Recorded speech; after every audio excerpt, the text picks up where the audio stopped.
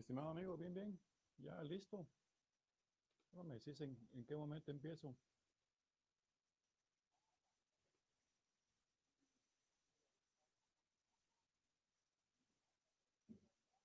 Ya entré. Este, pues yo digo que ya está en vivo porque ya está avanzando el tiempo. Lo que yo no veo es que hayan participantes. Bien, hay 12 participantes.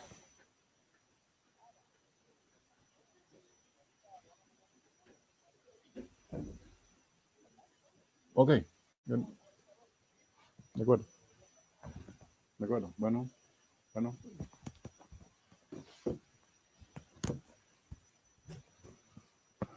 Buenas noches. Solo necesito saber si me escuchan, por favor. Si me pueden poner en el chat.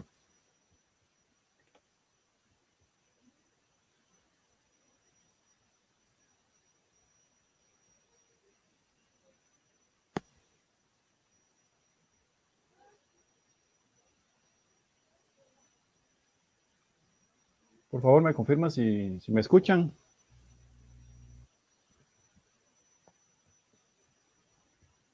Ok. Bueno, vamos a empezar entonces. Muy buenas noches a todos. Vamos a entrar a la quinta sesión de este diplomado en cultura financiera y tributaria y la última de la sección de finanzas. Vamos a ver no el desarrollo de un caso práctico de adopción porque nos llevaría demasiado tiempo, solamente el desarrollo, pero sí les voy a explicar cómo queda un reporte de adopción de NIF para pymes. Le voy a dar la estructura de cómo queda y en adición, en el camino les voy a ir explicando qué es lo que se hace, ¿verdad? Así ustedes tienen una amplia panorámica del trabajo. Inicialmente, esta es la portada. En la portada debemos de incluir caso práctico SA, o sea, el nombre de la empresa, informe sobre adopción por primera vez de NIF para pymes. Es importante que se ponga este título, informe sobre adopción por primera vez de NIF para pymes. Balance general y estado de cambios en el patrimonio, en el patrimonio neto en adopción de las NIF para las pymes. Se estarán preguntando, licenciado, ¿y por qué solamente pone el balance general y el estado de cambios en el patrimonio? Porque lo que se hace conversión es claramente el balance general, ¿verdad? Y obviamente eso me va a repercutir en el resultado acumulado, por eso esto es lo que se presenta. Y se presenta a la fecha que se está haciendo la conversión y el año comparativo.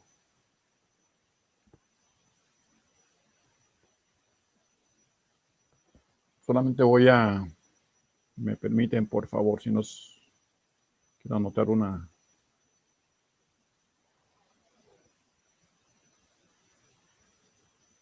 Si no, después se me pierde. Bien, seguimos. Acá se presenta en esta hoja que está acá el informe a la administración del trabajo que se realizó, ¿verdad? Se anota el nombre de la persona a quien va dirigido el informe y el trabajo que se realizó. Esto nos lleva un par de hojas en donde nosotros detallamos el trabajo que realizamos en el proceso de conversión. Después de hacer esa presentación del trabajo que se realizó, presentamos el balance general. El balance general ya tiene la conversión. Si logran ver ustedes en su pantalla, aparecen dos columnas. Aparece una columna que dice con base anterior y con base NIF para las pymes.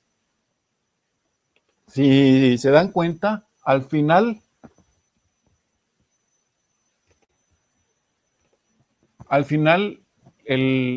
hay cifras diferentes en el balance general comparando la base anterior con la base NIF para pymes, porque hubieron cuentas que cambiaron y eso lo vamos a ver con detalle cuando ponga las notas.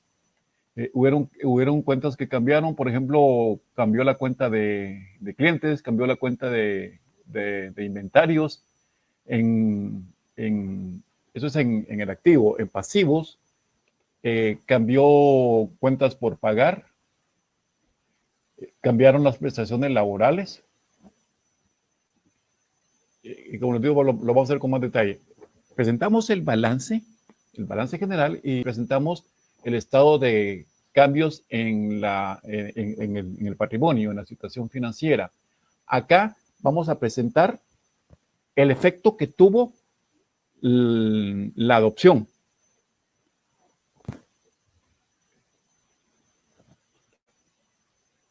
Bien, en esta hoja que les presento, empezamos a anotar las notas. ¿Se recuerdan que en la última sesión platicamos de que un juego completo de estados financieros está compuesto por el estado de situación financiera, el estado de resultados, el estado de flujo de efectivo, el estado de cambios en el patrimonio y las notas a los estados financieros? Entonces, presentamos las notas a los estados financieros. La nota número 1 siempre será entidad que reporta. En este caso, el nombre le puse yo, en caso práctico, Sociedad Anónima. Damos una pequeña historia de la entidad en esta primera nota, como por ejemplo, indicamos fecha de constitución y algunos otros datos importantes que sean necesarios reportar en la entidad que reporta. La unidad monetaria, indicamos la unidad monetaria en esta nota. Aparte de indicar la unidad monetaria, en esta parte también nosotros indicamos el tipo de cambio que está vigente a la fecha que se hizo la conversión, ¿verdad? Las principales políticas contables. Acá anotamos cuáles son las principales políticas contables que la empresa ha adoptado. La base de presentación es una de ellas. Registro de moneda extranjera, propiedad, planta y equipo. Activos, no logro ver bien acá. Deterioro en el uso de los activos. ¿Se recuerdan que estas eran algunas de las secciones que estuvimos viendo en el tema de las NIF-FIME, ¿verdad? Pues esas son políticas contables, y esas políticas contables las vamos a reflejar acá, que son como parte de las que ha adoptado la empresa. También se recuerdan que yo les indiqué, si alguna de las políticas contables que están contenidas en las NIF-FIME, la empresa no las adopta o las adopta de una forma diferente, esta forma diferente tiene que ser para presentar una mejor información financiera al lector de los estados financieros. El impuesto a las ganancias, y el detalle de todas las políticas contables, ¿verdad? En esta sección nosotros estamos indicando todas las políticas contables que van a ser las secciones que estuvimos viendo en las últimas 3 sesiones.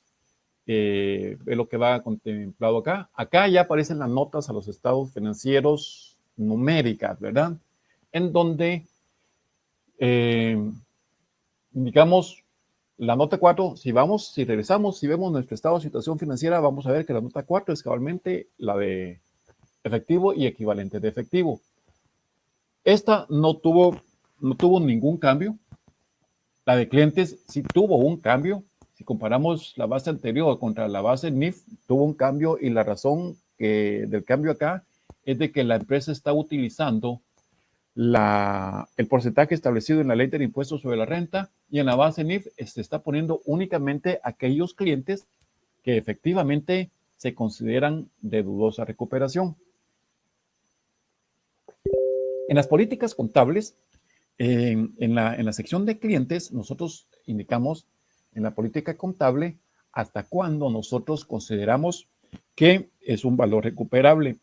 Si nosotros consideramos en la política contable que es a 120 días, hasta 120 días, y de ahí se va a crear una provisión, entonces los clientes que estén mayores a 120 días, le vamos a aplicar la política y lo vamos a registrar como una provisión de una cuenta incobrable, de una vez afectando el resultado.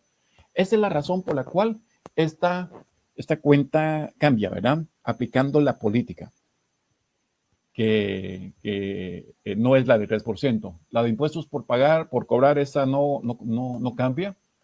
La de otras cuentas por cobrar, esta otra cuentas por cobrar cambió. Les cuento, este ejercicio yo lo hice, este es un caso práctico real. Yo hice este trabajo. Entonces, conozco qué fue lo que se hizo acá. Por ejemplo, en otras cuentas por cobrar, aquí habían unos saldos, nos pasaron las integraciones y habían unos saldos en las integraciones que eran demasiado antiguos. Si ustedes se recuerdan, cuando hablamos de qué es, según la NIF, qué es el activo, son eh, cuentas en las cuales la empresa espera generar beneficios futuros. Si nosotros tenemos en una integración de cuentas por cobrar saldos que desconocemos cuál es el origen de esos saldos, saldos antiguos, saldos que se corrieron ahí solamente por ajustar una cuenta, eso no me va a generar beneficios futuros dentro de la empresa. Entonces, como no me va a generar beneficios futuros, lo que procede acá es ajustar. Entonces, esto es lo que sucedió en otras cuentas por cobrar. En gastos pagados por anticipado, esa no tuvo ningún cambio. Inventario sí tuvo un cambio. Si ustedes ven acá la base anterior, no tiene, solamente tiene el valor del saldo. Y en la base NIF sí hay un ajuste. Ese ajuste que se está corriendo acá es porque cuando nosotros hacemos eh, la prueba contra el valor neto realizable del inventario, vemos de que hay diferencias en el valor neto realizable de algunos productos.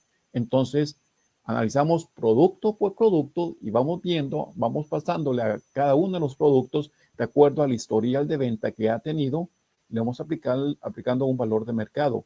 Y aquellos que tienen diferencia contra lo que tenemos registrado en el inventario, le vamos corriendo un ajuste. Esto fue lo que pasó acá en la cuenta de inventarios. Propiedad, planta y equipo, acá también es otra cuenta de las que sufrió cambio en este ejercicio que hicimos. Y básicamente el cambio que surgió acá es porque al darnos la integración de la propiedad, planta y equipo, habían bienes que ya no existían.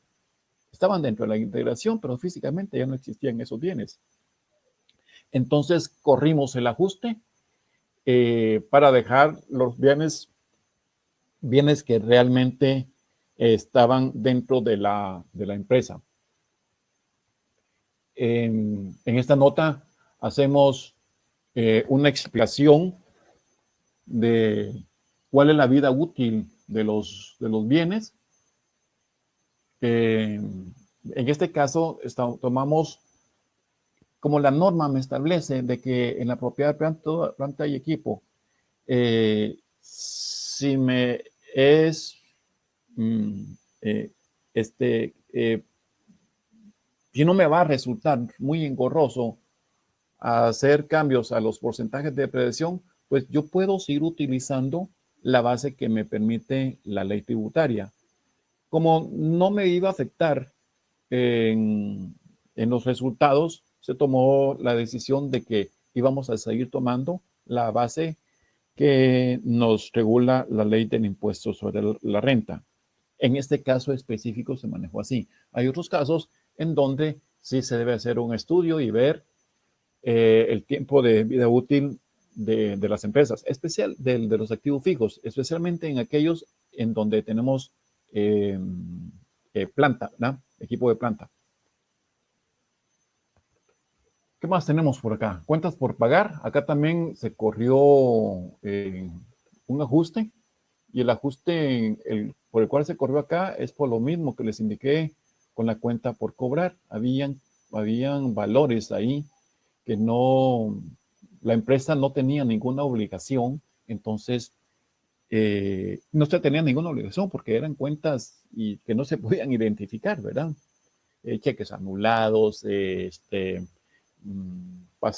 pasivos por pagar sin identificar, provisiones varias, valores así me aparecían dentro de la contabilidad. Entonces como eso no es una obligación que yo deba de cumplir, si se recuerdan lo que hablamos del pasivo, el pasivo son obligaciones que debemos de cumplir, por lo cual la empresa se va a despender de mis beneficios que ha obtenido.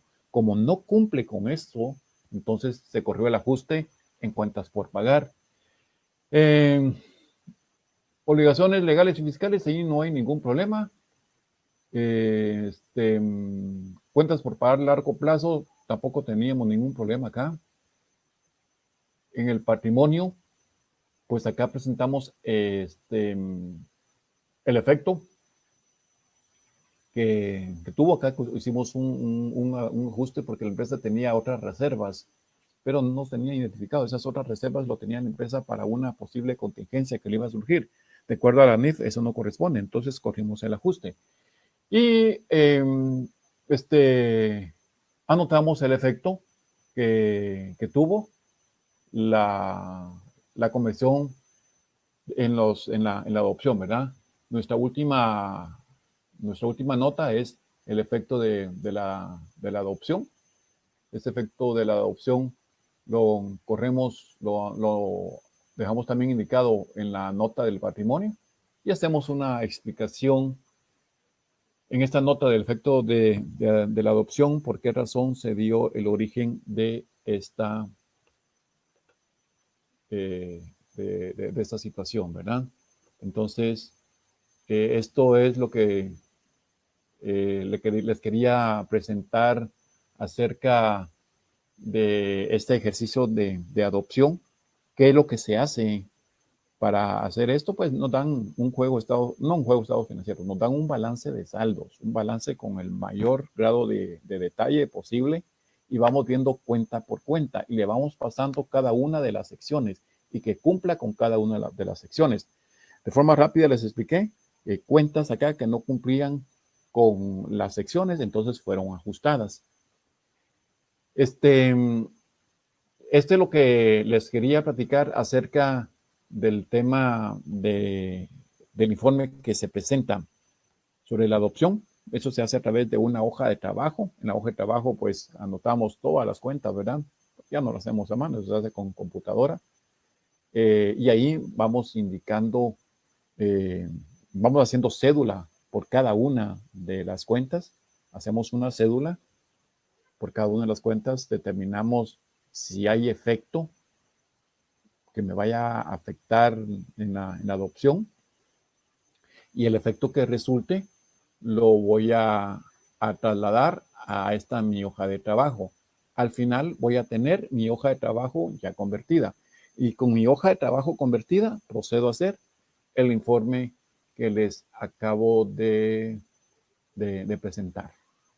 Así que al final de la historia, este es el resultado del trabajo que nosotros hacemos en un proceso de conversión de estados financieros. Con esto damos por finalizado el tema de NIF para las pymes. El día de hoy nos toca un tema interesante, bonito. Trataré de no hacerlo muy complicado, solamente voy a jalar mi presentación.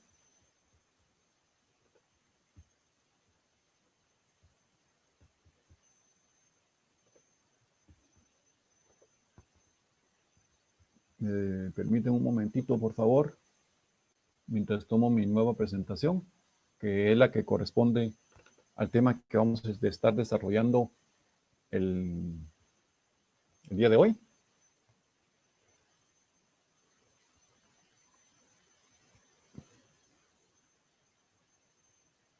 Hoy vamos a estar viendo análisis de estados financieros. Vamos a ver una forma práctica, sencilla, de poder analizar un juego de estados financieros. La semana pasada, bueno, en el desarrollo de las conferencias les he dado algunos tips de cómo ir analizando un juego de estados financieros. Y en esa sesión vamos a ver ese tema, análisis de estados financieros.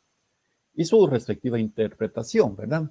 Porque el análisis conlleva eso, a que yo interprete qué es lo que me están diciendo los números.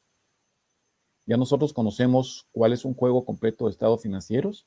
Se lo voy a repetir nuevamente. Un juego completo de estados financieros para uso general. Les expliqué qué significa para uso general. Significa que esas cifras pueden ser mostradas a cualquier entidad que lo necesite, que van a ser interpretadas por estas personas, aunque no tengan mayor conocimiento de contabilidad, por la información que se presenta en el juego de estados financieros.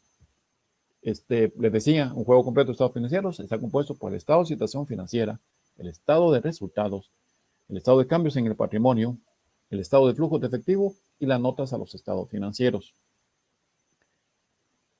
Con este juego de estados financieros, pues nos van a surgir algunas dudas de cuál es el comportamiento del negocio, ¿verdad? Por esa razón es importante el análisis e interpretación de las cifras mostradas en los estados financieros. ¿Qué espero que alcancemos al finalizar esta sesión? La capacidad de analizar los estados financieros y tomar decisiones basándose en sus cifras. No vamos a ver análisis complejos, vamos a ver análisis sencillos que ustedes los puedan aplicar ya, en el momento. Y el propósito es de que con esa capacidad que ustedes adquieran de analizar los estados financieros, puedan en determinado momento decirle a sus clientes cuál es la mejor decisión que se debe tomar basándose en las cifras que se presentan. Para el análisis de los estados financieros tenemos el análisis vertical y el análisis horizontal. El análisis financiero posee dos herramientas para interpretar y analizar los estados financieros, denominados análisis horizontal y vertical, que consiste en determinar el peso proporcional en porcentajes que tiene cada cuenta dentro del estado financiero analizado. Esto permite determinar la composición y estructura de los estados financieros. ¿Qué quiere decir esto? Esto quiere decir es que en el análisis tanto horizontal como vertical, yo voy a en el vertical yo voy a determinar cuál es el peso que tiene una cuenta si yo lo comparo contra el total del estado financiero. Les voy a presentar ejemplos de cómo se hace esto. Les voy a decir cómo lo deberíamos hacer y cómo lo deberíamos de interpretar. ¿Qué implicaciones tiene determinado peso dentro de un estado financiero? Y ustedes seguramente no se les será complicado poder entenderlo. El análisis vertical es de gran importancia a la hora de establecer si una empresa tiene una distribución de sus activos equitativa y de acuerdo a las necesidades financieras y operativas. Por ejemplo, una empresa que tenga unos activos totales de 5,000 y su cartera sea de 800, quiere decir que el 16% de sus activos está representado en cartera, lo cual puede significar que la empresa debe tener problemas de liquidez o también puede significar unas equivocadas o deficientes políticas de cartera. Cuando nosotros analizamos los estados financieros y nos presentan, como les decía, nos presenta el peso que tiene una cuenta dentro del balance, dentro de cada una de las secciones del balance, ¿verdad? Activo y pasivo. Si analizamos el activo y vemos el tamaño acá nos dice el tamaño de la cuenta por cobrar y nos dice que es un 16%, esto nos debería llamar la atención porque del 100%, el 16% de ese activo corresponde a las cuentas por cobrar. Las otras distribuciones no nos dice en dónde está, pero esto me hace pensar que tan poco peso dentro del activo, de las cuentas por cobrar, una empresa puede llegar a tener problemas de liquidez. Porque las cuentas por cobrar que me van a alimentar el efectivo es muy poco, ¿verdad? De repente una buena parte del peso del balance está en la propiedad de planta y equipo. Y esas son las cosas que nosotros debemos de ver cuando nosotros tenemos un estado financiero. Les voy a explicar con algunos ejemplos que vienen a continuación de qué forma es la manera ideal de cómo debería estar un estado financiero. Se recuerdan que en la primera sesión platicamos sobre el capital de trabajo, ¿verdad?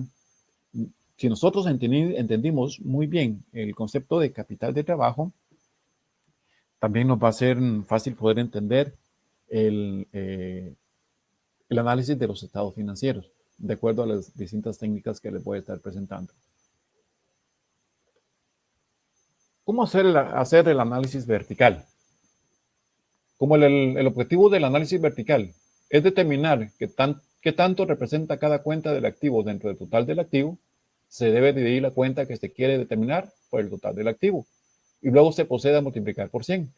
Si el total del activo es de 200 y el disponible es de 20, entonces dividimos 20 dentro de 200 por 100, es igual al 10%, es decir, que el disponible representa el 10% del total de los activos. Sencilla la fórmula, ¿verdad? Tengo mi total de activo que es de 200. Mi efectivo es de 20. Divido 20 entre 200 y lo multiplico por 100 y me va a dar cuál es el peso porcentual de mi cuenta de efectivo. Así lo hacemos con cada una de las cuentas, ¿verdad? Esa es la forma para poder determinar el peso porcentual de las cuentas. Acá tengo un balance.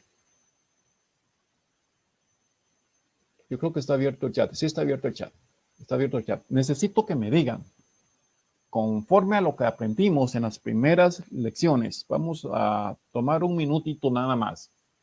Un minutito. Y quiero que me digan qué errores se encuentran en este balance.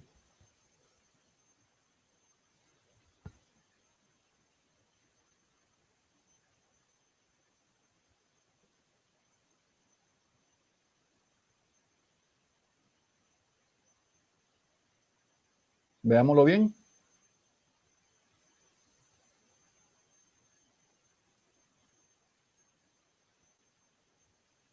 Y por lo menos este balance, y está a propósito, tiene 5 errores.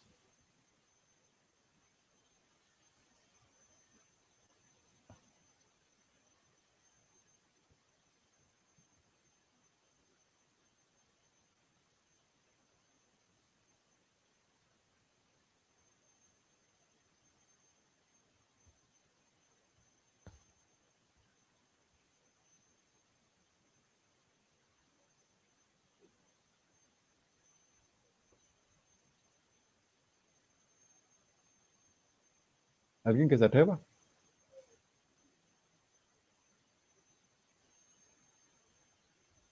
Bien. ¿Qué errores vemos acá? El primero, si se dan cuenta, no me indica el nombre del estado financiero. Solamente me dice, supongamos, el siguiente balance general. Exacto. La estructura no es la correcta, dice. No se encuentra separado el activo corriente y no corriente. Sí, esa es una de los errores que hay. ¿Algún otro que me mencione?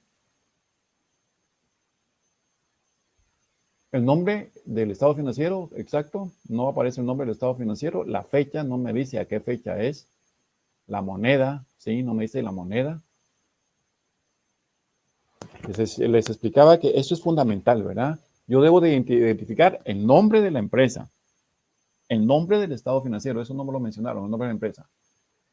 No me mencionaron el nombre de la empresa, debe de identificar el nombre de la empresa, el nombre del estado financiero, sí, la entidad, la fecha a la cual se está haciendo el balance, en qué valores se está expresando, pueden ser quetzales, dólares, yenes, euros, acá no me dice, ¿verdad?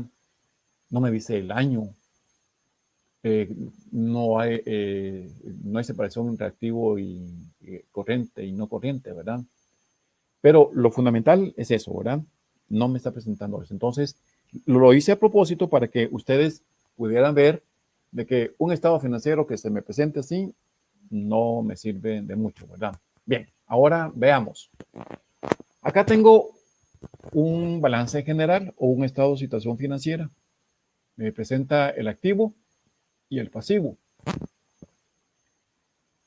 Me presenta en el activo varias cuentas. Está caja, bancos, inversiones, clientes, inventarios, activos fijos neto y el diferido. Cada una de esas cuentas me presenta un porcentaje. ¿Cómo se determinó ese porcentaje?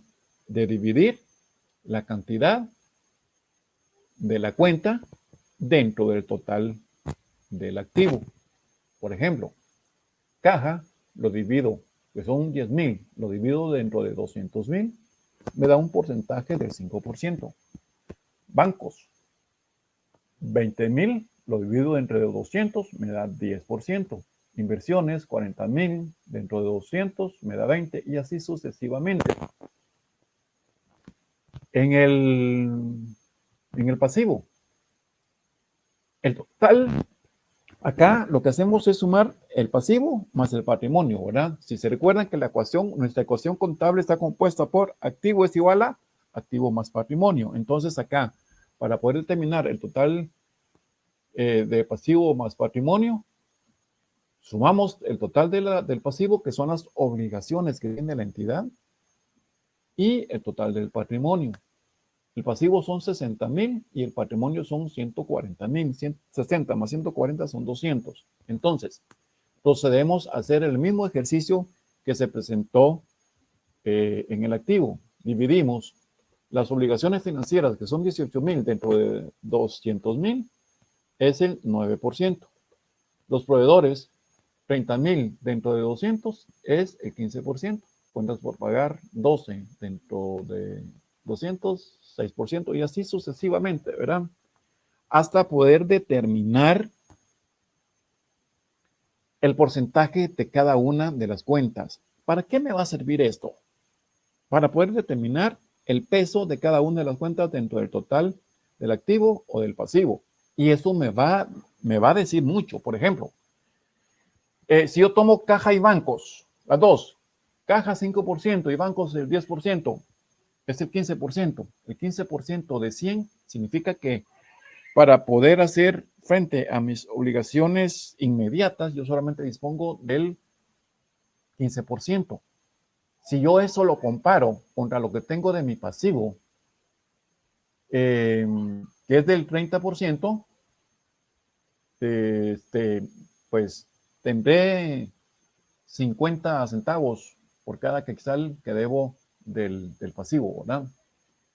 Inversiones es el 20%. Acá las inversiones no me indica si son inversiones a corto plazo, si son inversiones a largo plazo, si yo las puedo hacer líquidas de una forma inmediata. Si son inversiones que yo puedo hacer líquidas de una forma inmediata, entonces, ¿se recuerdan cuando vimos el estado de flujo de efectivo?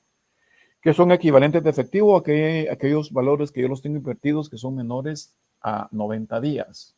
Cuando son valores invertidos a menos de 90 días, yo lo puedo considerar como equivalente de efectivo. Si esto fuera un equivalente de efectivo, entonces yo tendría un 35% como equivalente de efectivo, y eso ya me presenta una mejor posición de liquidez. Vamos a ver razones de liquidez más adelante para que podamos entender mejor, pero se los adelanto ahorita.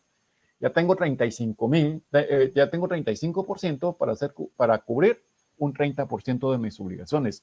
Ya tengo más del quetzal, ¿verdad? Para poder cubrir. Clientes, tengo un 10%. Si se dan cuenta acá, tengo una cuenta en activos fijos, tengo un 30%. Es de las más altas que tengo dentro del balance general. Acá habría que analizar, porque si esta fuera una empresa comercial, tener un 30% de activos fijos o de propiedad, planta y equipo puede resultar bastante alto. Si fuera una empresa industrial, un 30% de repente es bastante bajo. Hagamos la relación. Una empresa industrial, ¿qué tiene? Tiene una planta de producción. Esa planta de producción, si fuera un 40% del total del activo, esta planta de producción debería de estarme generando, si yo analizo el estado de resultados, debe estarme generando ingresos suficientes para que sea válido tener un 40% de peso en el balance general.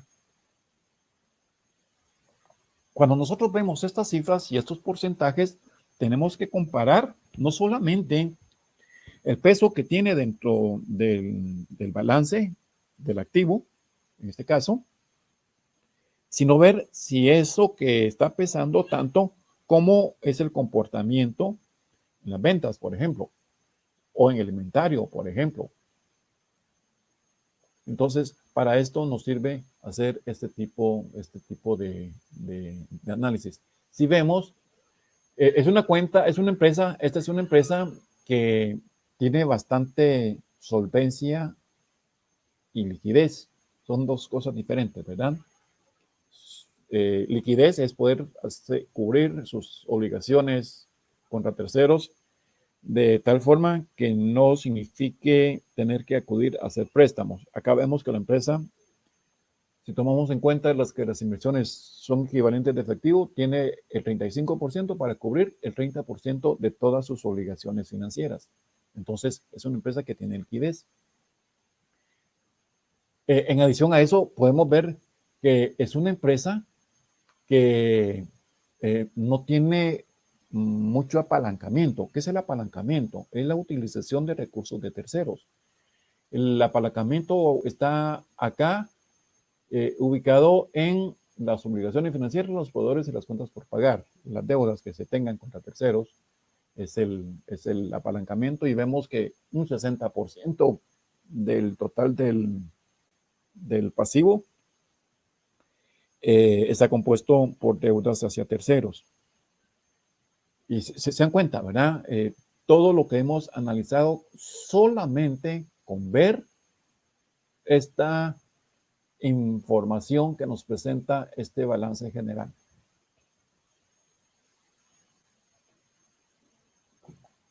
Sigamos. Más adelante tengo explicaciones de cada una de las cuentas.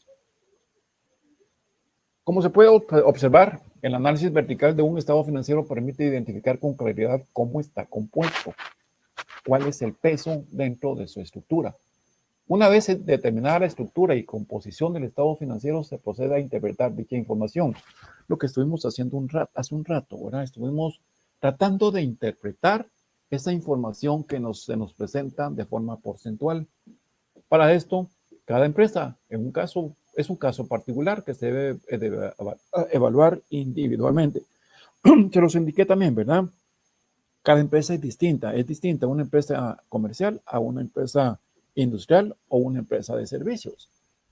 Esto es importante que nosotros los conozcamos para poder hacer el correspondiente análisis. Si fuera una empresa de servicios, la propiedad, planta y equipo no debería ser muy alto porque ¿qué va a utilizar una empresa de servicios? Pues dependiendo del tipo de servicios que preste, de repente van a ser computadoras. A menos que sea una telefónica, que es una empresa que se dedica a servicios, una telefónica, su estructura de balance en el área de propiedad, planta y equipo será bastante alta, porque la generación de ingresos de una empresa telefónica va a depender de qué tan buena sea su estructura de equipo de telecomunicaciones, ¿verdad? Entonces, es importante esto, identificar qué tipo de empresa es. En cada empresa es un caso particular que se debe de evaluar de forma individual, puesto que no existen reglas que se puedan generalizar, aunque sí existen pautas que permiten vislumbrar si una determinada situación puede ser negativa o positiva. Dicho de otra forma, cada empresa es diferente, no, aunque sea una empresa comercial, aunque sea una empresa que se dedique a la misma línea de negocios, sigue siendo diferente porque las administraciones son diferentes y eso nos hace pues ser totalmente distintas a otra empresa. Entonces debemos de conocer la empresa. Acá solamente se presentan algunas pautas, algunas reglas de análisis, ¿verdad? Que va a ser alimentado con el conocimiento que nosotros tengamos de la empresa. Se puede decir, por ejemplo, que el disponible, caja y bancos, ¿se recuerdan? Que no es muy representativo, es el 15%. Dice no debe ser muy representativo. Y tiene razón en este análisis. ¿Por qué no puede ser muy representativo? Porque si yo tengo, vamos de cuenta, un 40% de efectivo en bancos, estoy teniendo un dinero muerto ahí, ¿verdad? Regresemos a la primera sesión en donde vimos el tema de capital de trabajo. El efectivo forma parte de ese capital de trabajo. Entonces, el efectivo, dicho de forma coloquial, debo de estarle dando vuelta.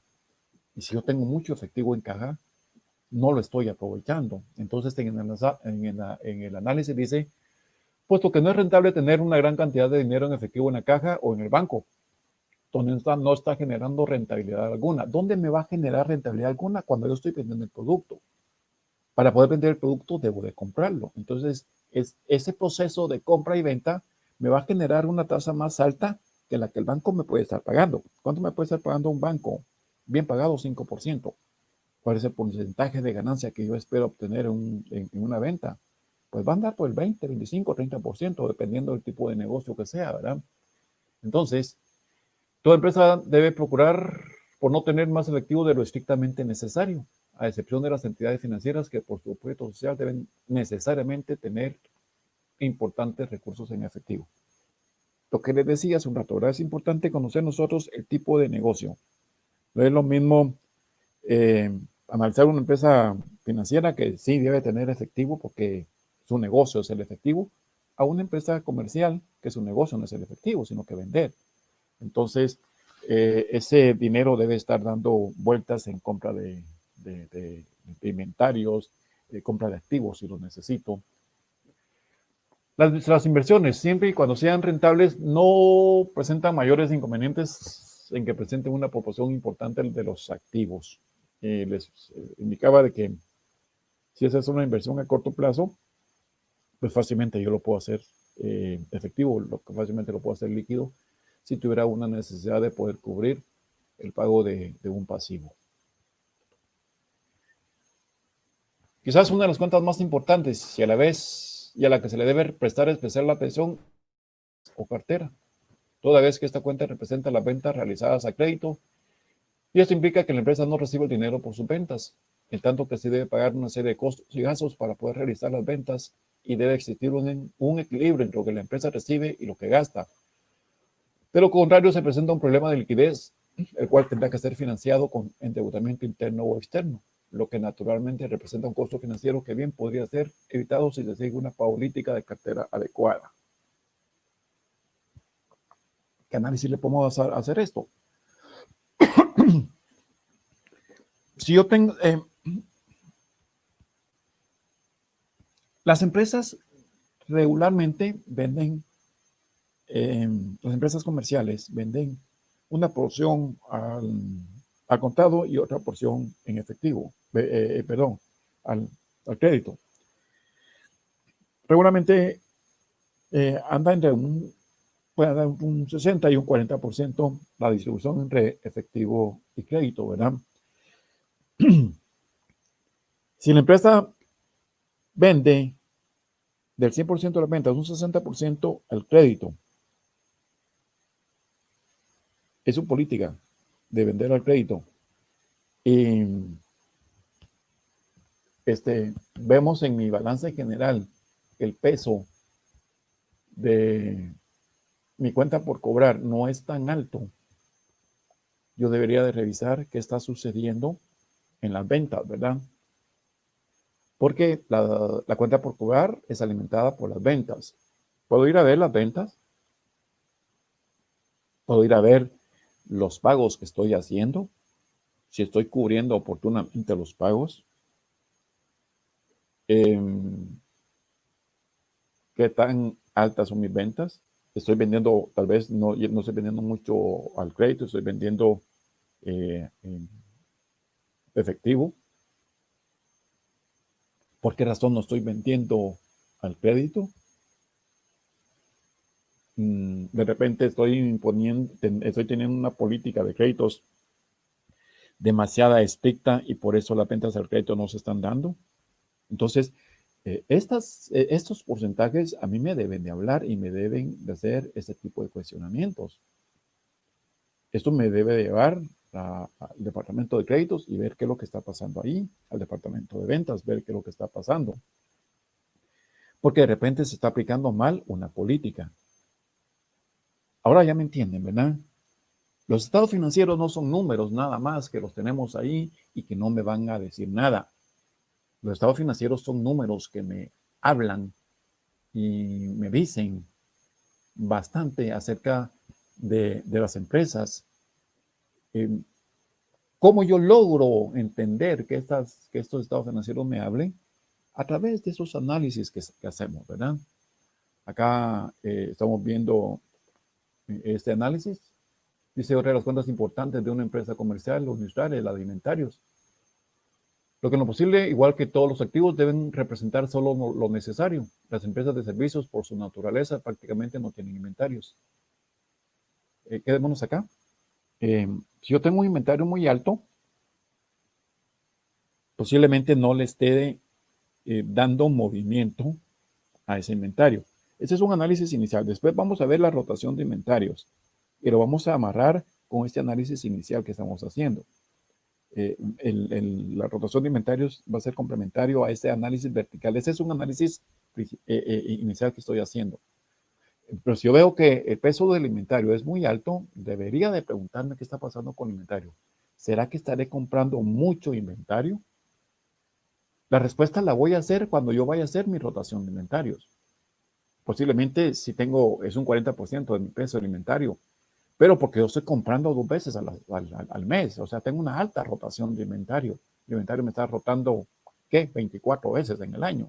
Entonces, esas son las cuestiones que debo de estar viendo, ¿verdad? Mi tema de inventarios. Los activos fijos representan los bienes que la empresa necesita para poder operar, maquinaria, terrenos, edificios, equipos, etcétera. Y en empresas industriales y comerciales suelen ser representativos, mas no en las empresas de servicios. Y en ese orden, ¿verdad? En las empresas industriales es más representativo que en una empresa comercial y en una empresa de servicios es menos representativo que en las dos empresas indicadas anteriormente. Y la razón es sencilla.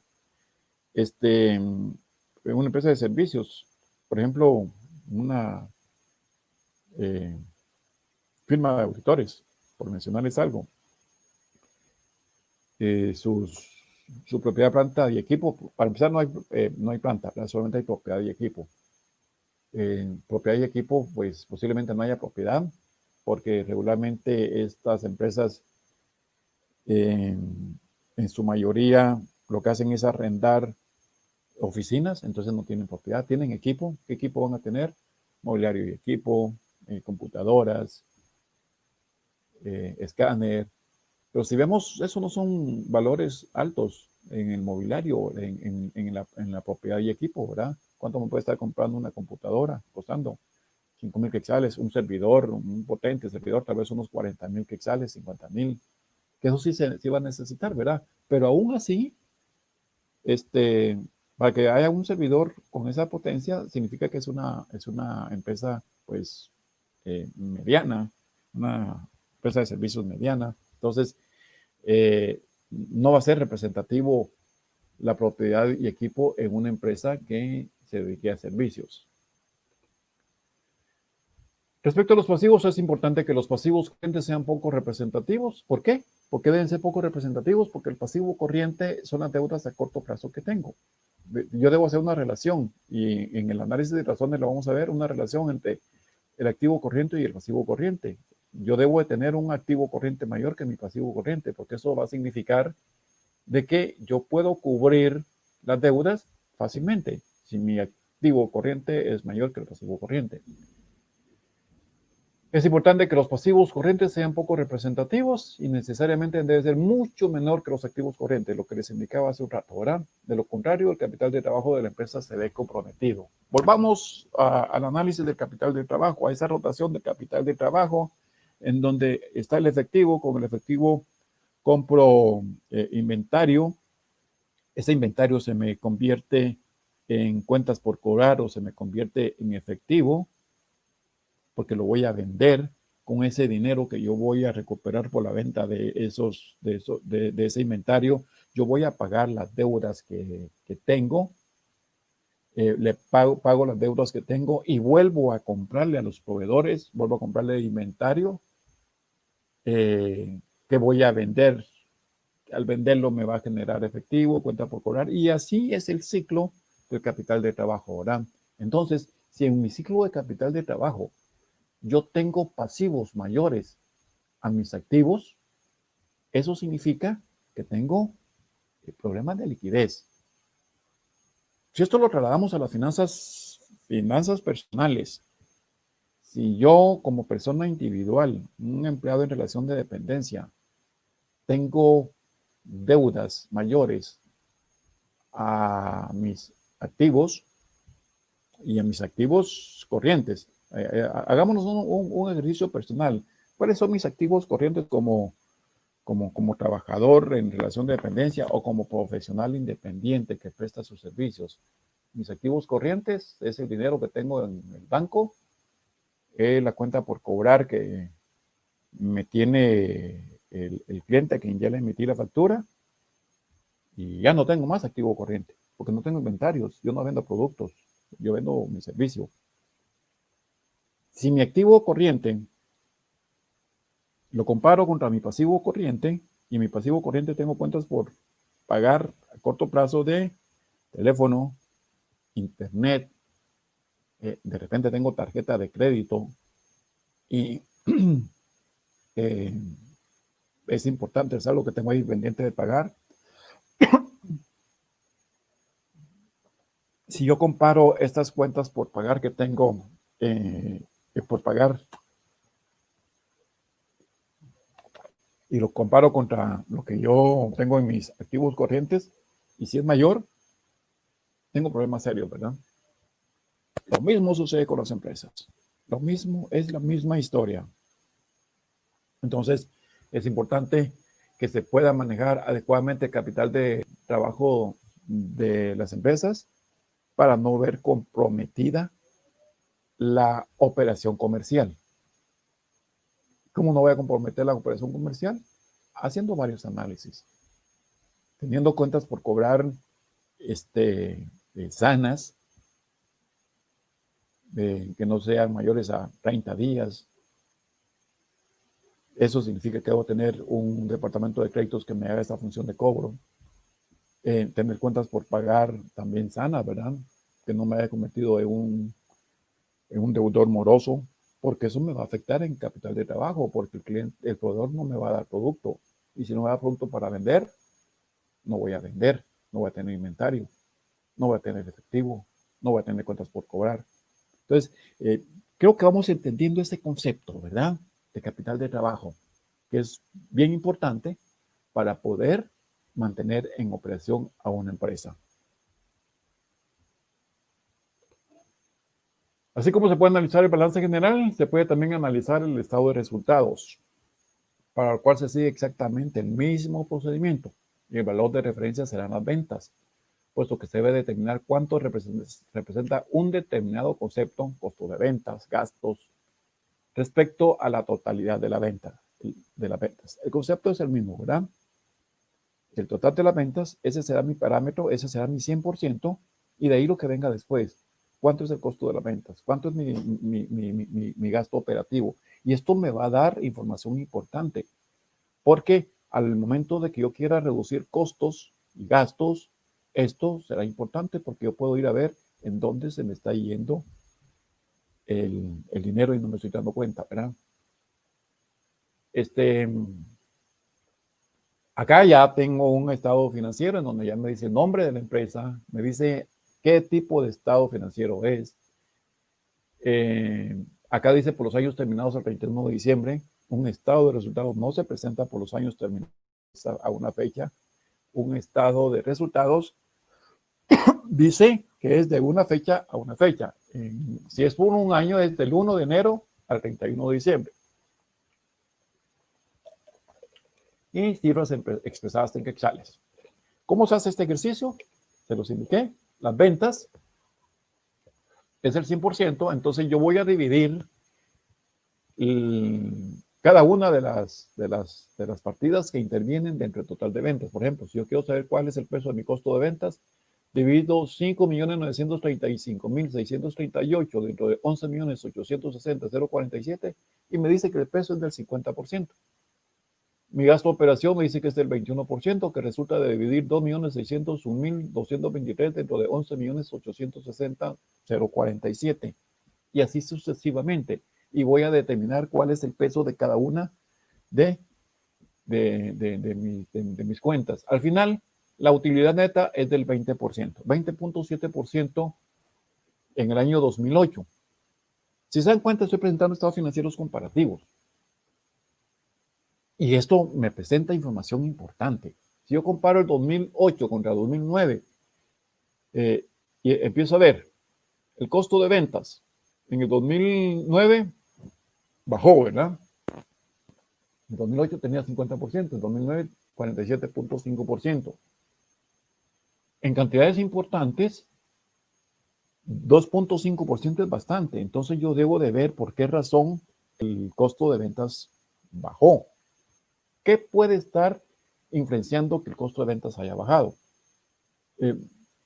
Uno de los puntos principales es que el inventario lo compré a un costo menor, ¿verdad? ¿Por qué compré a un costo menor ese inventario? Es otra pregunta que yo me debería hacer. Si es un inventario local, habría que ver cuál fue la razón fundamental por la cual yo compré a un costo menor. De repente la calidad del producto. Si la calidad del producto es mala, voy a vender un producto malo. Consecuentemente van a bajar mis ventas.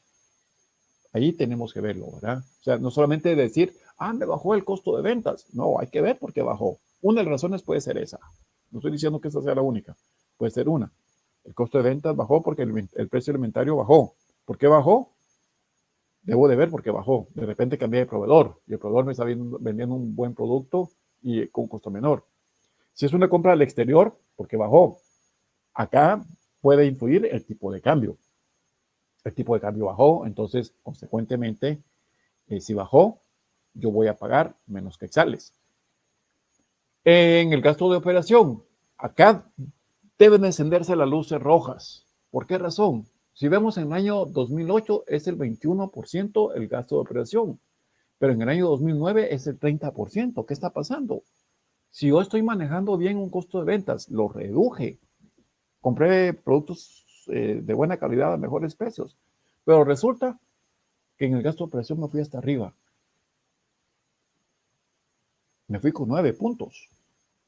Eso debe llamarme la atención y debo de ver qué está pasando.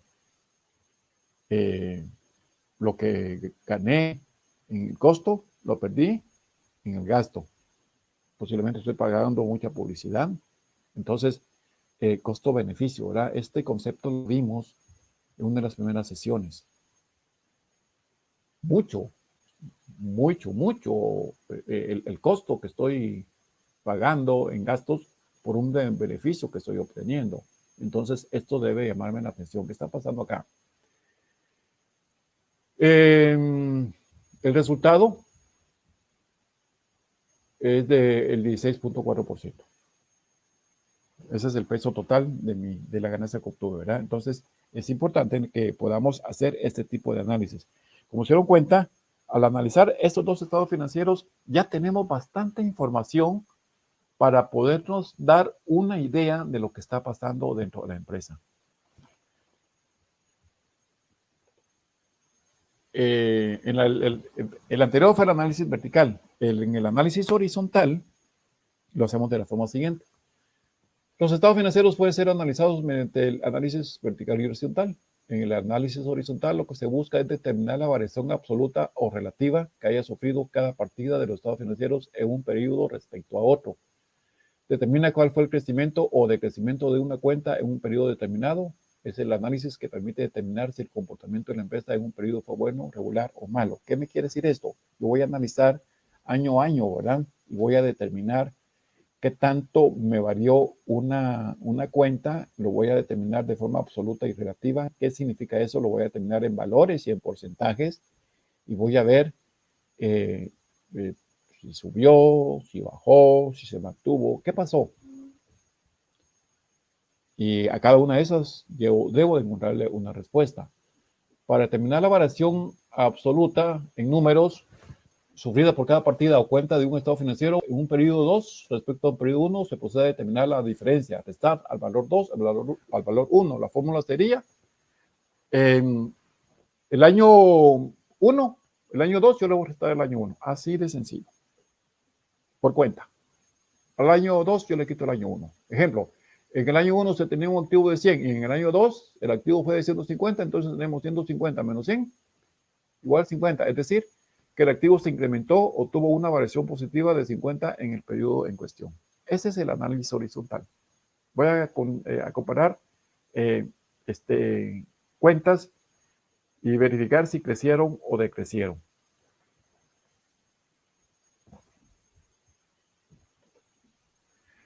Para determinar la variación relativa, o sea, en porcentaje de un periodo respecto a otro, se debe aplicar una regla de 3. Para esto se divide el periodo 2 por el periodo 1, se le resta el 1 y ese resultado se multiplica por 100 para convertirlo a porcentaje, quedando de la forma siguiente: el año 2 dividido el año 1 menos 1 por el 100.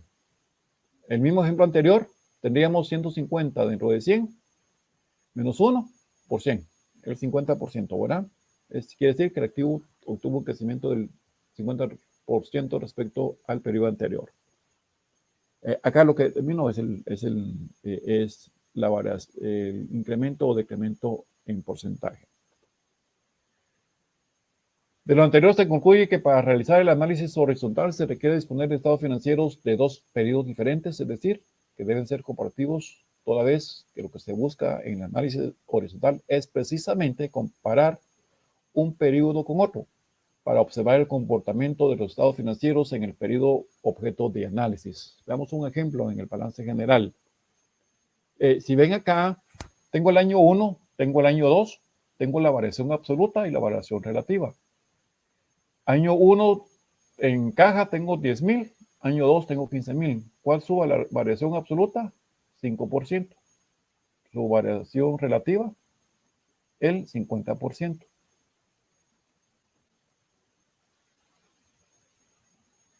Que resulta de dividir el 10 dentro del 15 dentro del 10 y multiplicarlo por el 100%, menos 1 por 100, ¿verdad? Entonces, si vemos acá las variaciones absolutas y relativas, yo me voy directamente a ver los porcentajes, ¿verdad?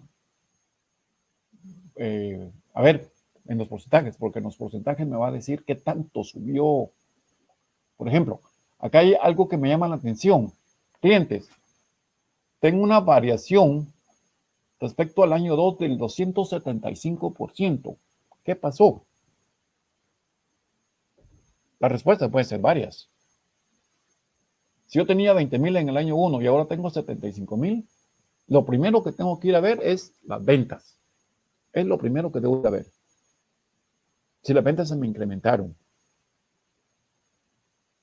Si las ventas se me incrementaron y debe ser un incremento importante, entonces ahí ya tengo una primera instancia de por qué razón las cuentas por cobrar se me subieron un 275%. Las ventas tuvieron que haberse incrementado. Si las ventas no se incrementaron, entonces me tengo que ir al departamento de créditos y voy a ir a pedir una cartera de clientes y voy a ver ahí el comportamiento. De repente, se está haciendo una mala política de créditos y las cuentas no se están recuperando de forma oportuna. Tengo cuentas atrasadas y se me ha ido creciendo, estoy vendiendo y no estoy cobrando. Entonces, esto debe llamarme la atención. Si yo veo un balance y veo este incremento, que es importante, debo investigar qué está pasando, ¿verdad? Otro incremento importante que yo tengo acá es en el activo fijo. Me creció un 42%. Fueron 25,000 quetzales. Debo ir a ver qué pasó, ¿verdad? Si compré activos, qué tipo de activos compré. Y poder determinar qué tan razonable haya sido la compra. De aquí me pueden surgir recomendaciones importantes a la gerencia y poder decir qué es lo que está pasando. Si yo veo en el pasivo, tengo una variación importante en las cuentas por pagar del 58%. Me subieron las cuentas por pagar. Debo preguntar qué está pasando, ¿verdad? Si compré más, pero la cuenta por pagar está sana, o tengo la cuenta por pagar muy alta porque dejé de pagar. Me voy a ver cuánto tengo en el banco, por qué no he pagado. Esas son algunas de las preguntas que yo me debo de hacer cuando veo este tipo de ejercicios. Y en la utilidad, pues me fue bastante bien, ¿verdad? Crecí 133% respecto al año anterior. Tengo un incremento en el capital. Esto es importante, 46%. ¿Por qué? Definitivamente tuvo que haber existido una modificación a la escritura de constitución. Porque en Guatemala las sociedades no son de capital variable, ¿verdad? Entonces yo debo de ir a ver ese incremento en el capital social. Ver si efectivamente se dio ese incremento. Salió un nuevo llamamiento de capital, hay más accionistas, son los mismos accionistas, pero tienen más acciones. Son de las cuestiones que yo debo de verificar en este análisis. Los datos anteriores nos permiten identificar claramente cuáles han sido las variaciones de cada una de las partidas del balance. Una vez determinadas las variaciones, se debe proceder a determinar las causas de esas variaciones y las posibles consecuencias derivadas de las mismas. Algunas variaciones pueden ser beneficiosas para la empresa, otras no tanto, y posiblemente haya otras con efecto neutro. El análisis que les hice hace un rato, ¿verdad? Yo debo de cuestionarme qué está pasando, por qué creció, por qué ese incremento, ir a ver si hay alguna razón justificada. Debo de ir a preguntar a los departamentos involucrados, examinar documentación. Se dan cuenta, ¿verdad? Con este simple análisis, ustedes se hacen una idea de qué es lo que está pasando dentro de las empresas. Y se dan cuenta, no necesitan saber hacer contabilidad, no necesitan cargar o abonar una cuenta. Con que conozcan los conceptos fundamentales, esos análisis se van. Pero es importante conocer esos análisis, ¿verdad? Los valores obtenidos en el análisis horizontal pueden ser comparados con las metas de crecimiento y desempeño fijadas por la empresa para evaluar la eficiencia y eficacia de la administración en la gestión de los recursos, puesto que los resultados económicos de una empresa son el resultado de las decisiones administrativas que se hayan tomado. En pocas palabras, lo que yo les expliqué hace un rato, ¿verdad? ¿Qué decisiones se han tomado? Estoy vendiendo al crédito, estoy haciendo una adecuada gestión de la cartera, estoy comprando planta y equipo, ¿por qué estoy comprando? Estoy produciendo más, estoy vendiendo más. Son las cuestiones que yo debo de hacerme bien.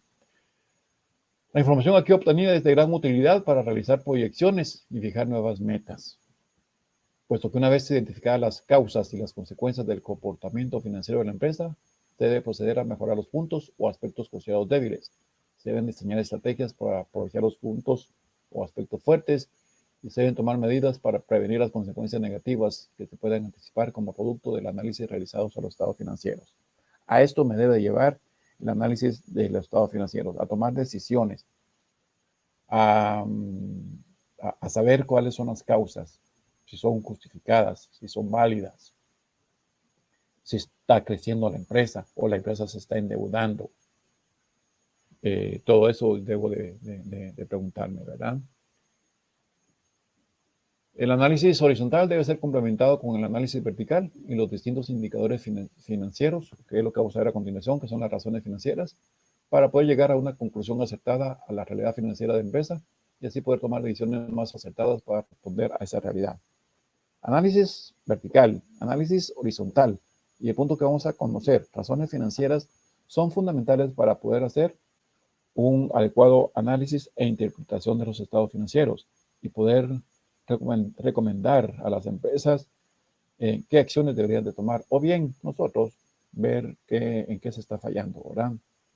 Estos temas son importantes cuando se hace en temas de litigios, se hace una auditoría forense, ¿verdad? Estos tipos de análisis son importantes de realizar Así que ya conocen ustedes qué les puede servir. Razones financieras. Ese es otro punto de análisis de estados financieros. De las razones financieras tenemos rentabilidad, liquidez, utilización de activos y utilización del pasivo. En la rentabilidad tenemos margen de utilidad, rendimiento sobre activos fijos, rendimiento sobre el capital contable. Esto le interesa, la rentabilidad le interesa al accionista para saber cuánto está ganando, cuánto están rindiendo sus activos fijos, cuánto está rindiendo el capital que él ha aportado. La liquidez, razón circulante y prueba de liquidez. Esto me va a indicar qué tan rápido yo puedo cubrir las deudas que tengo a corto plazo. Si yo tengo suficiente dinero para poder hacer efectivos esos pagos. La utilización de los activos me va a indicar, esas son importantes de poder identificar porque me va a decir cuánto está rotando la cuenta por cobrar, cuánto están rotando los inventarios, cuál es el promedio diario de cobranza, porque esto me va a decir si se está aplicando correctamente la política de la empresa. Recuerdan que cuando empezamos esta charla esta noche, les presenté el informe de la Conversión de Estados Financieros y ahí están las políticas. Entonces, cuando yo estoy haciendo estos análisis, el resultado que me sale acá debe ser concurrente con la política que yo tengo de los estados financieros. La utilización del activo, qué relación está el pasivo total contra el activo total, ¿verdad? Acá tenemos un estado financiero. Si gustan, les voy a dar un minutito para que tomen nota de las cuentas por si quieren hacer el ejercicio que vamos a estar desarrollando más adelante. Tengo en caja y bancos 4.912.066, clientes 2.735.820, inventarios 1.126.695, impuestos anticipados 145.330, otras cuentas por cobrar 401.200, eso me da un total de circulante de 9.321.111. No circulante, la propiedad de planta de equipo, 136.752.905. La depreciación, 25.362.749. Eso me da un total no circulante de 111.390.156. Intangible, 940.648 para un total del activo de 121.651.915. Estas cifras nos van a servir para los análisis de las razones financieras. El pasivo.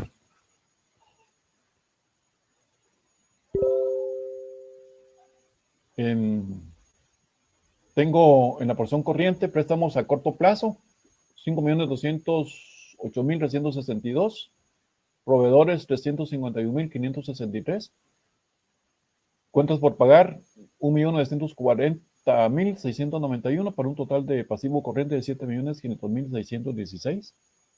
Préstamos a largo plazo, que es el no corriente, son 45.071.880.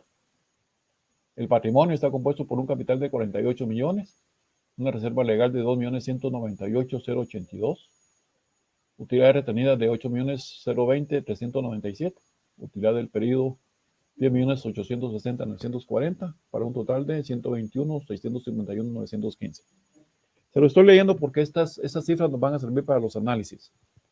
Ingresos, tengo en ventas, tengo 26.818.547. O se pueden tomar una foto, ¿verdad? Así no estamos leyendo acá.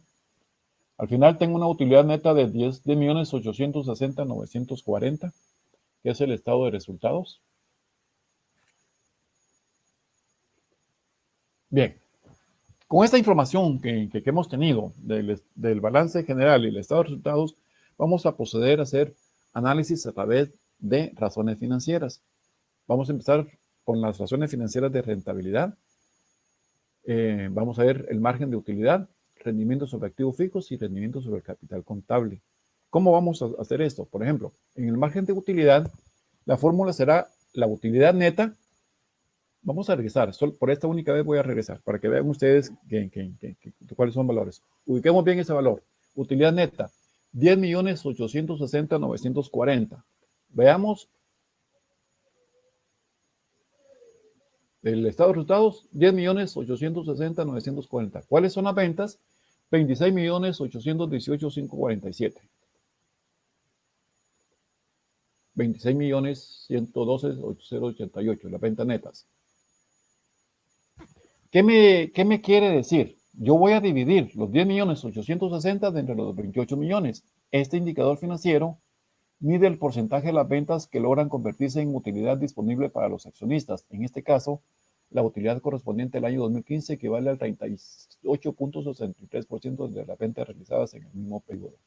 ¿Qué significa esto? Del total que yo vendí, gané el 38.63%. Así de fácil. Del total de las ventas, el 38% de ganancia. ¿Qué es esto?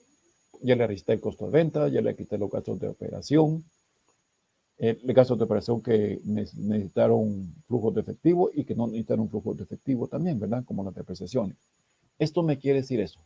De lo que vendí, el porcentaje de ganancia fue del 38.63%. Rendimiento sobre activos fijos.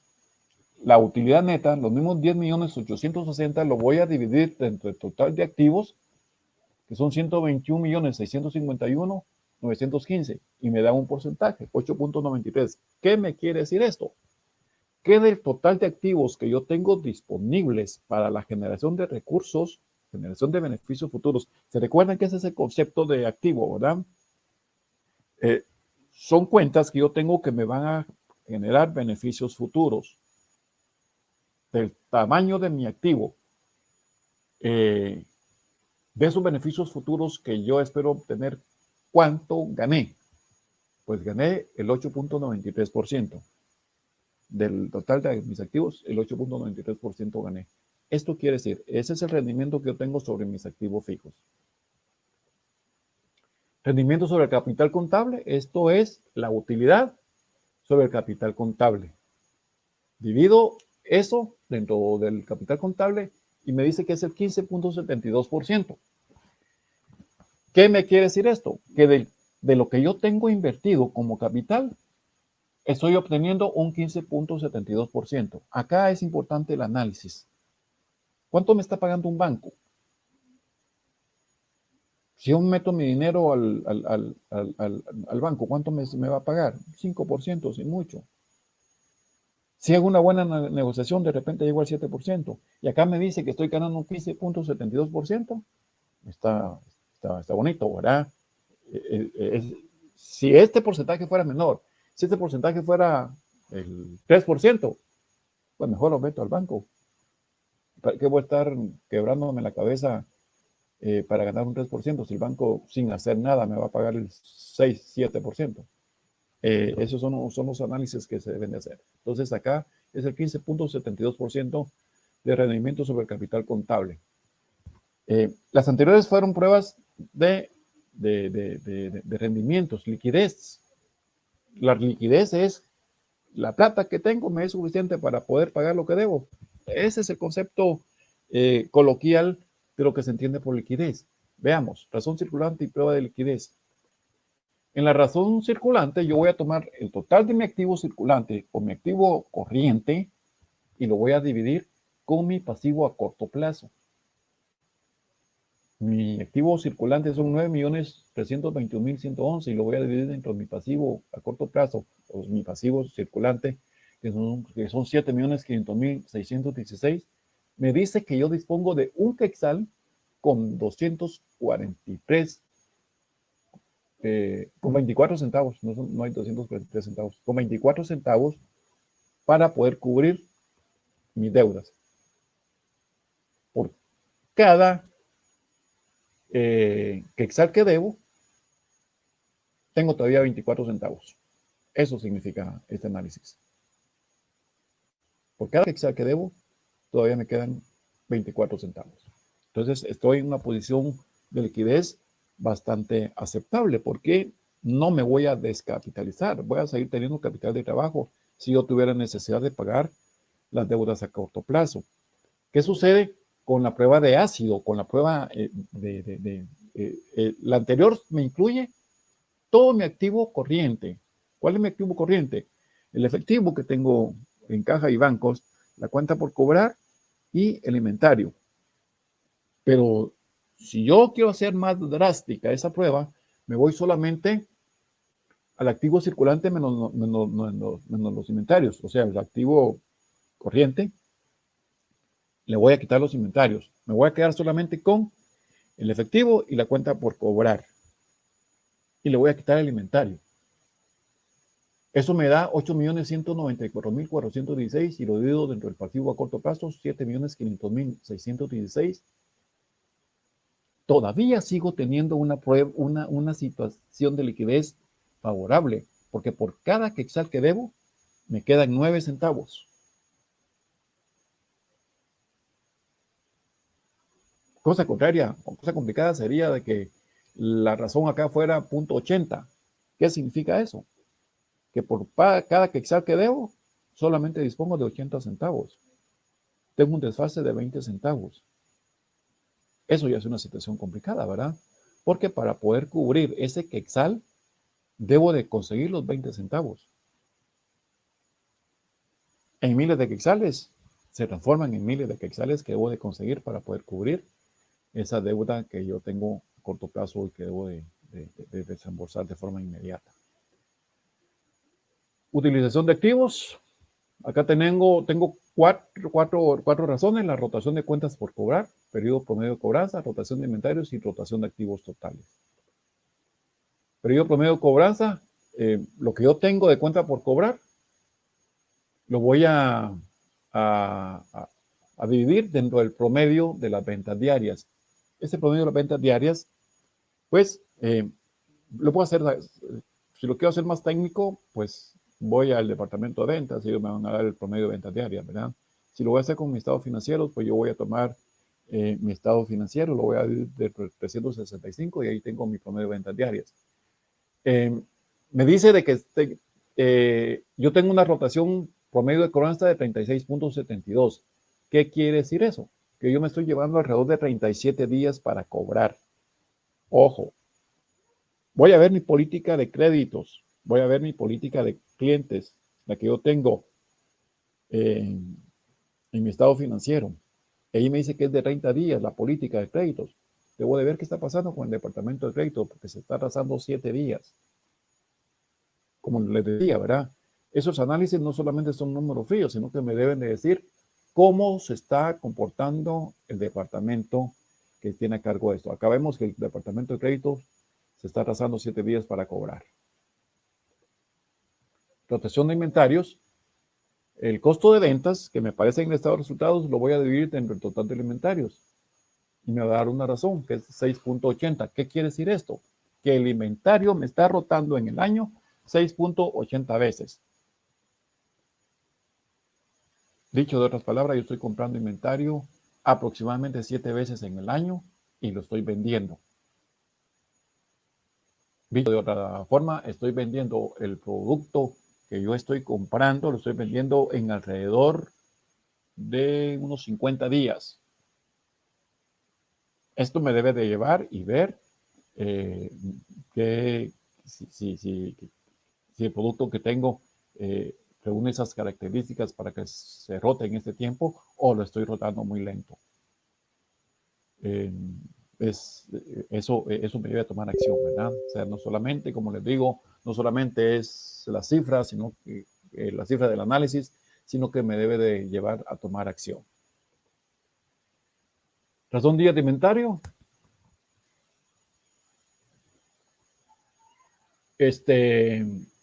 Si el anterior me dice cuántas veces en el año me rota, acá me dice cada cuántos días me rota en el año. Yo les mencioné una cantidad de días ahí, ¿verdad? Casi le llegué.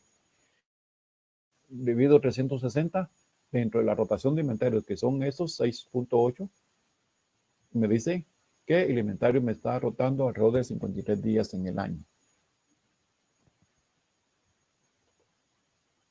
Rotación de activos totales. El total de las ventas lo voy a dividir dentro de mis activos totales y me va a indicar el número de veces que la empresa los utiliza para generar los ingresos de los artículos que produce. ¿Cuánto de los activos totales los estoy utilizando para poder generar las ventas, ¿verdad? Rotación de activos totales, ese lo vimos desde el anterior. Utilización del pasivo. Acá voy a hacer una relación del pasivo contra el activo. ¿Cuánto es el pasivo respecto al pasivo? Y vemos que es una situación bastante favorable, ¿verdad? El pasivo es menor que el activo y es un 43%. Eso significa que la empresa, pues, tiene un apalancamiento saludable, no está muy endeudada. Puede hacer frente a sus obligaciones futuras fácilmente, porque no debe ni la mitad de lo que tiene como cuenta propia. Rotación de proveedores. Esto me dice el análisis, cada cuánto yo le estoy pagando a los proveedores. Y acá hay un dato importante, le estoy pagando cada 21 días, 0.79, casi cada 22 días. Esta yo debo de compararlo, si se recuerdan, mi rotación de cuentas por cobrar es de 37 días. Acá la empresa, si sigue manteniendo esta rotación de proveedores, va a llegar un momento en donde se va a dejar de tener liquidez. Vimos en los análisis de liquidez que es una empresa que tiene liquidez a corto plazo y una liquidez ácida que puede cubrir sus deudas. Pero estamos viendo que tiene una rotación de cuentas por cobrar del 37% y una rotación de proveedores del 22. Significa que yo estoy cobrando cada 37 días, pero estoy pagando cada 22 días. Va a llegar el momento en donde esa relación me va a causar problemas de liquidez.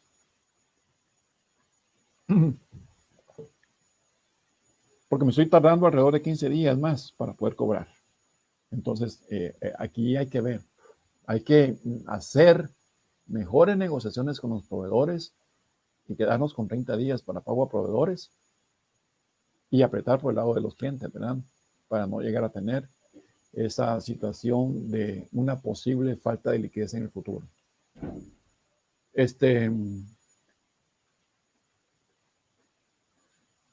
Rotación de 10 los proveedores. El dato anterior que obtuvimos nos dice que los proveedores se pagan cada 16.52 días. Seguimos teniendo una posición difícil. Este ciclo financiero es el análisis de la rotación del capital de trabajo que vimos en la primera sesión. Con los porcentajes que hemos determinado, la rotación de cuentas por cobrar, que es el 36.72%, más la rotación de inventarios, que es 52.96%, eso es en días, todo eso es en días. Y la rotación de proveedores, 16.52%, esto me da un ciclo de efectivo de 73.16%. ¿Qué significa esto? Que el capital de trabajo se está rotando en 73 días. ¿Esto es bueno o es malo para la empresa? Nuevamente les hago la reflexión que esto va a considerarse conociendo mi empresa. ¿Cómo es mi empresa? De repente 73 días para la rotación de capital de trabajo es bueno, o de repente es mucho, ¿verdad? Entonces, esto no es una camisa de fuerza, no es algo que sea aplicable para todas las empresas, sino que es algo que las empresas deben de evaluar. Bien.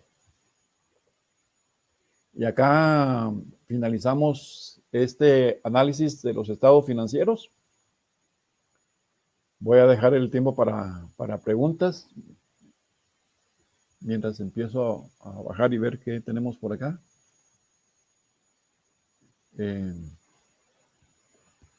Voy a dar un par de minutos para preguntas respecto a lo que vimos esta noche, que vimos el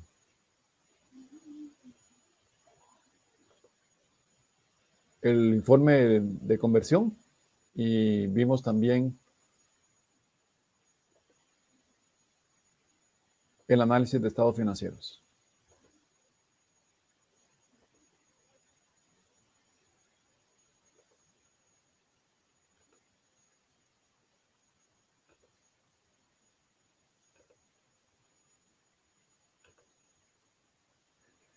Bien, voy a empezar a leer mientras llegamos hasta las preguntas arriba. Buenas noches, saludos acá. Buenas noches a todos los que saludaron acá.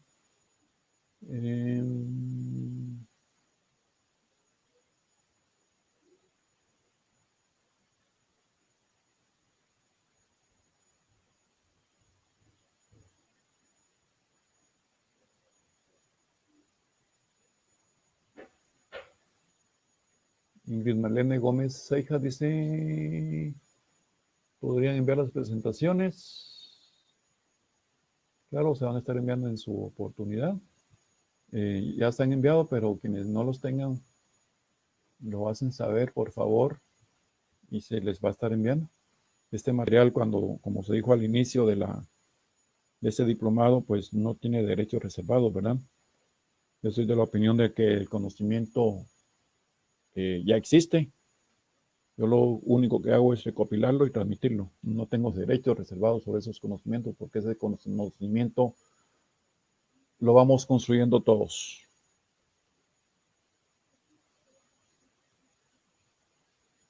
Vamos a ver qué más dice acá. La estructura.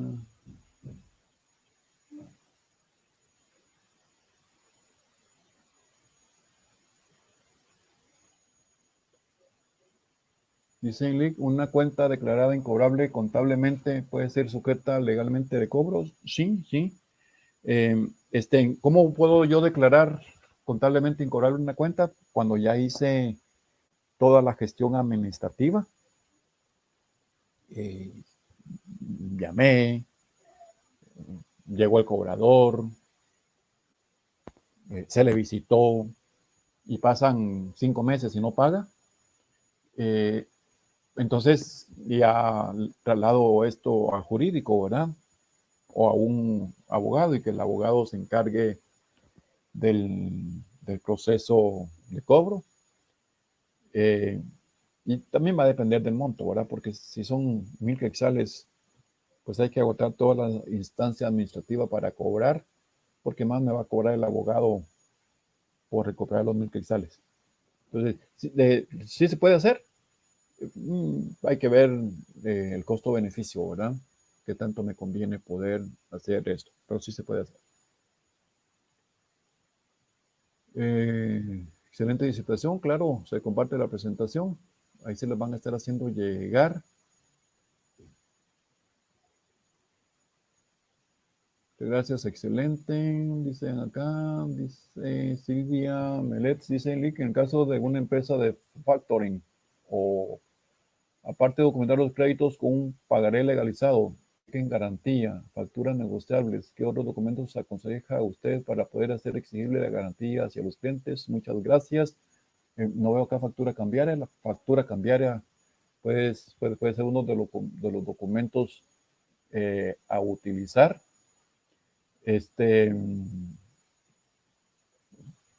Contratos podría ser también, ¿verdad? En donde hay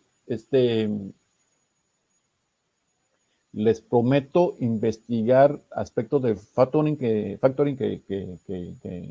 se ha convertido en uno de las formas de hacer negocios, pero acá, aparte de eso, yo le estaría poniendo facturas cambiarias, este contrato entre la cuenta con la que quien estoy haciendo la negociación, sería uno de los aspectos que yo consideraría.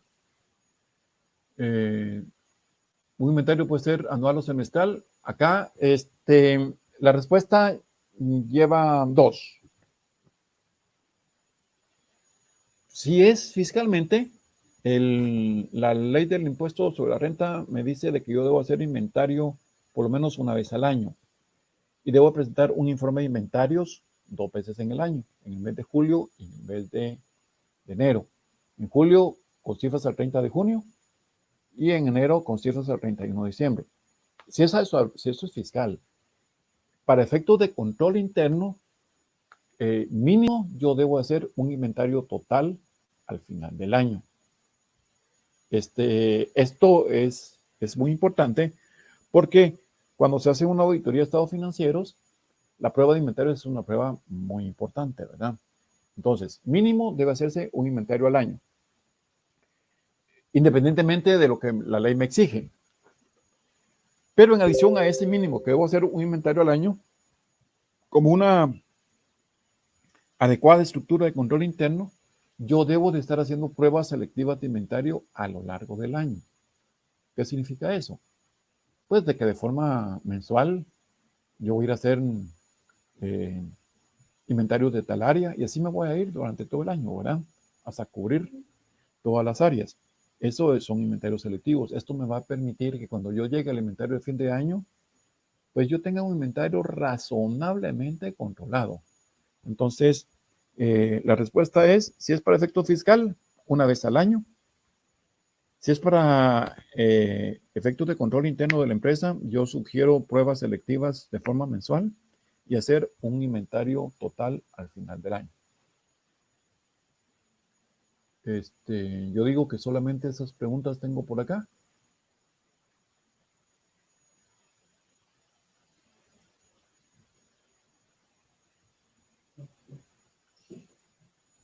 Voy a dar un minutito más.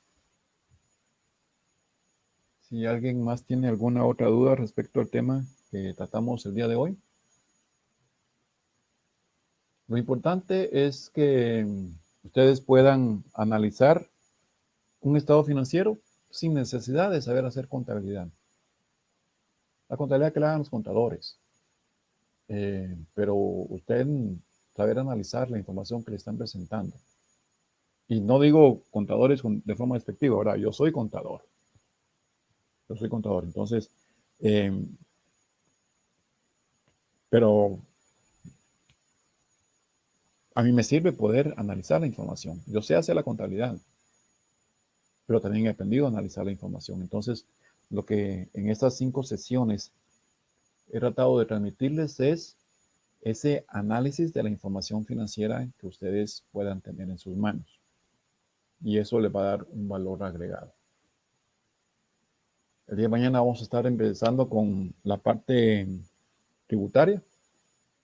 Vamos a empezar viendo algunos principios constitucionales y cómo se encuentra estructurada la ley tributaria en Guatemala.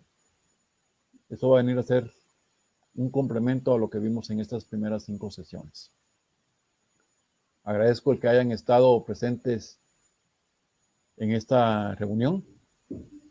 Yo deseo que tengan muy buenas noches y nos estamos viendo el día de mañana a las 7:30 con la segunda parte de este diplomado.